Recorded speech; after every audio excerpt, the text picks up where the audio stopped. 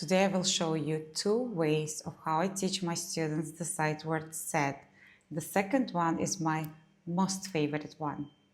So first of all, we count. How many sounds do you hear in the word said? S, a, d. 3. Okay, let's write them down together. The first one is s. The second one, s, a. I hear a, but I write a, I, s, a, d, d, d. The last sound is d, s, a, d. Before, I would tell to my student, this part I want you to learn by heart. That we hear a, but we write a, I. But now, I'm teaching them slightly differently. I still use it sometimes, but most of the times when I introduce the sight word said, I do it this way.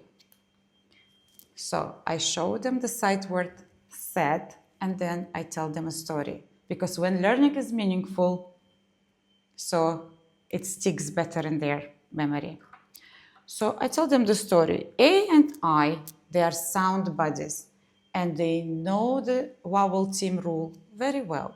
They know that when two vowels are working together, the first one does the talk. It says its name, or it says its long sound. So A, he said, I will say my name. I said, no, today I want to say my name. And they were fighting and arguing.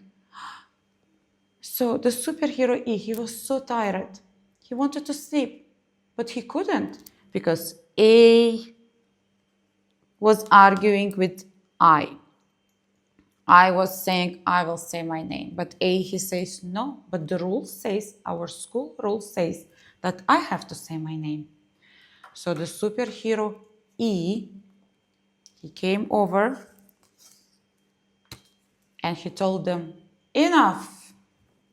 He put them into the box and he said, none of you will say your sound. Oh, I'm so tired and sleepy. I want to sleep. I don't have energy. He said, I will say my sound instead. And he says his short sound, not the strong E, but short sound. That's why we hear the sound in this word. S-a-d, said. So now it's meaningful to the kids and they will remember this word, how to read and how to write. Can you share some of the ways that you are using with your students to teach the sight word said? Let's help each other. And remember also to like and subscribe.